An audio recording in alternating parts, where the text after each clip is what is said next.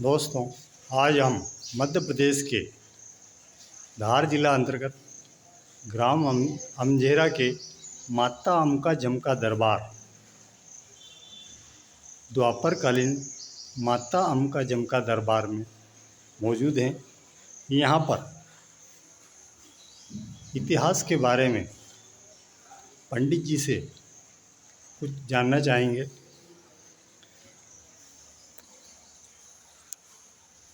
आप थोड़ा अंदर हो जी। तो गुरु जी, आपका नाम बताइए। मेरा नाम अमित पंडित है जी। और माता अम्का जमका दरबार और इतिहास, थोड़ा आप इसके इतिहास पे प्रकाश डालें। ये माता अम्का जमका मंदिर है, जी। द्वापरकालीन है। भगवान कृष्ण रुक्मणी जी को यहीं से हरण करके लेके गए थे जी। रुक्मणी जी का कुल देवी है ये, और ये द्वापरकालीन मंदिर है जी।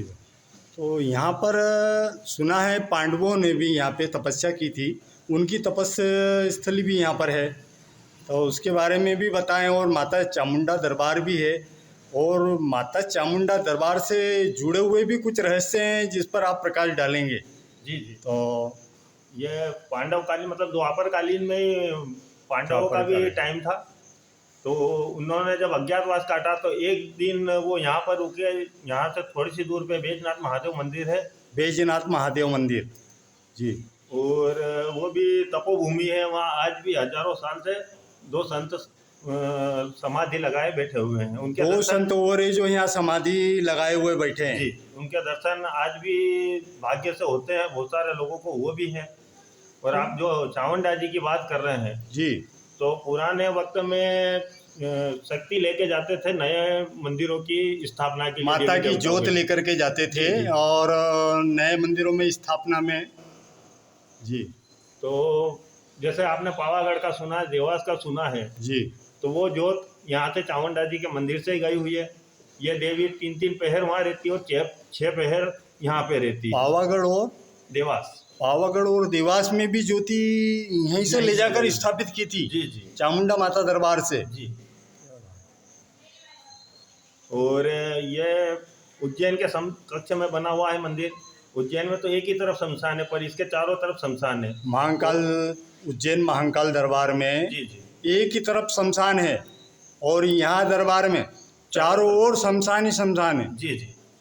तो जो उज्जैन में जो सिद्धियाँ महीने भर में मिलती है, वो सिद्धि यहाँ पे आपको 15 से 11 रोज में मिल सकती है। क्या बात है। और यहाँ पे वो सब चीज़ें उपलब्ध है जो एक तंत्र मंत्र यंत्र और पूजा पाठ के लिए होना जरूरी है, वो सब चीज़ यहाँ पे है। मतलब साधक की साधना का यहाँ प्राकृतिक वातावरण भी मौजूद है और सुरमय वातावरण है। जी जी, बिल्कुल।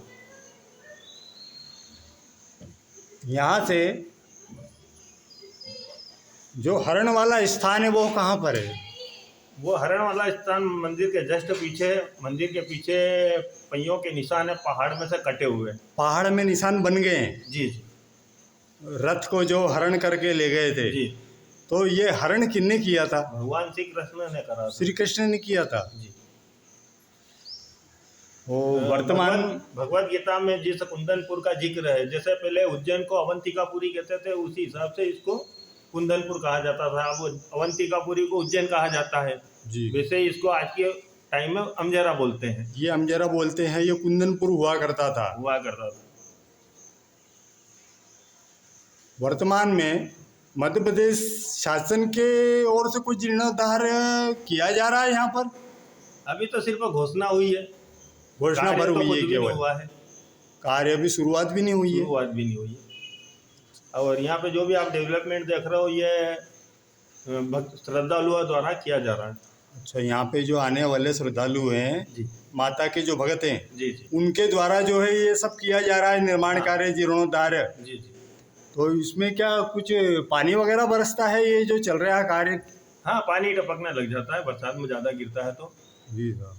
मतलब मध्य प्रदेश शासन का इस ओर कोई ध्यान नहीं है, केवल घोषणा भर की है उन्होंने। जी जी, अभी तो घोषणा ही है, अभी तो इस तरफ कुछ काम नहीं करा है। तो कोई सर्वे वगैरह करने आया है शासन प्रशासन के स्तर ये पर? तो घोषणा ही करके गए हैं, अभी तक तो कोई भी नहीं आया यहाँ पे इस विषय तो में। आप लोगों से कोई मुलाकात नहीं हुई किसी की? जी जी ना कोई शासन की ओर से आया है, ना कोई प्रशासन की ओर से आया है। जी जी।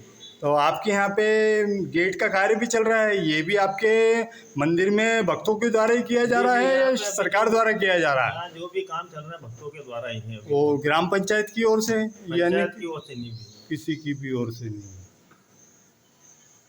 आपका शुभ नाम बताएं गुरु जी। अमित पंडित। अमित पंडित जी, आप यहाँ पे कब से सेवा में हैं कि आपके पूर्वज यहाँ सेवा देते आए हैं? बहुत सारी पीढ़ियां निकल गई यहाँ सेवा करते करते। मतलब आपका सेवा जो है पीढ़ियाँ की पीढ़ियाँ दर पीढ़ियाँ कई जी, पीढ़ियाँ जी, यहाँ से कई जो है। पीढ़ियां निकल चुकी है हमारी।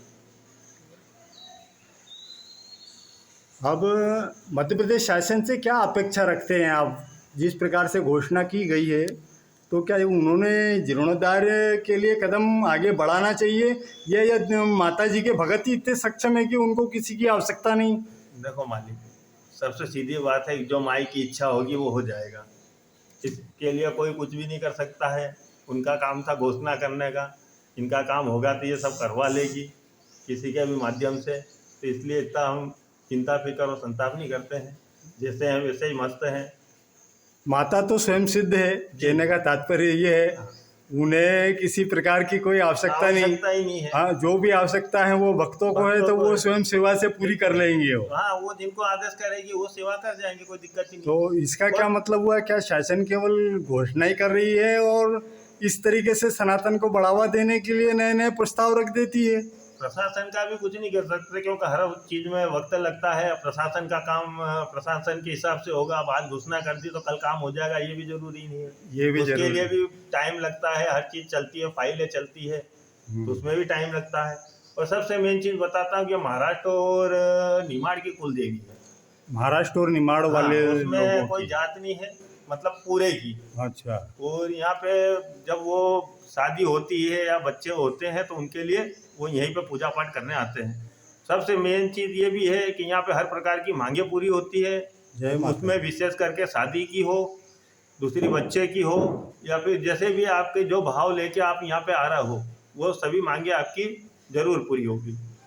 बस आपका विश्वास बना होना चाहिए। विश्वास बड़ा होना चाहिए, आपका विश्वास से आप भरे हरे भरे होना चाहिए। जी जी, तो माता हमका जमका दरबार में जो है आपको प्रत्यक्ष प्रमाण भी मिलता है। बिल्कुल बिल्कुल।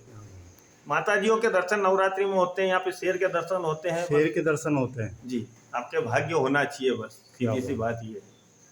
बहुत सारे संत भी आते हैं, बहुत सारी दूसरी चीजें भी यहाँ पे आती है। पंडित जी, यहाँ पर कुंड भी है, जी, तो ये कुंड में जल कहाँ से आता है? ये कोई प्राकृतिक तरीके से आता है या कृत्रिम तरीके से निर्माण किया गया? सर यहाँ दो कुंड है। जी। एक ऊपर की साइड है वो सूर्य कुंड है। उस कुंड की ये विशेषता है कि उसका पानी सेवन करने से बहुत सारे रोग कट जाते हैं, बहुत सारी बीमारियां कटती है। और ये नीचे वाला कुंड है, इसमें नहाने से बीमारियां भी कटती है, और साथ में जो जिनको सवारी आती है, देवी देवता भूत पलीत जो भी मतलब है जी, वो खुल के ओपन होके सामने हो जाता है। मतलब दो तरह के कुंड हैं जी, और दोनों ये मान्यता अपनी अपनी अलग अलग विशेषताओं और विशेषता मान्यताओं के साथ के अंदर यहाँ प्रचलित है। जी, जी। और सिद्ध भी है, प्रभावी भी है। लोग यहाँ आते हैं, अपनी बिल्कुल। अमावस श्रद्धा भी दिखाते हैं। अमावस पूनम के दिन यहाँ पे बहुत सारे आते हैं नहाने धोने के। अमावस पूनम के दिन विशेष।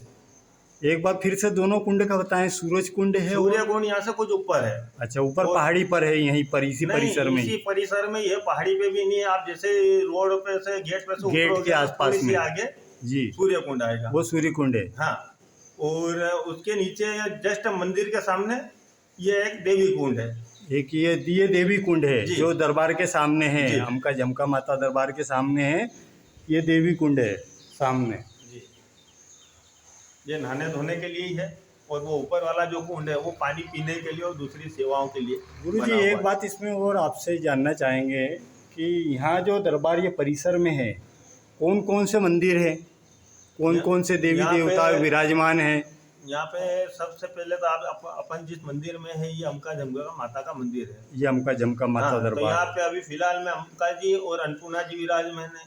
उसके सामने चामुंडा जी है, फिर भैरव जी है, फिर ओगड़ बाबा है, और आप नीचे जहाँ जाएंगे बैजनाथ महादेव में, वहाँ झमका जी विराजमान है। अच्छा, वहाँ पर झमका जी जी बैजनाथ महादेव में। जी। बहुत बहुत धन्यवाद प्रभु जी आपका।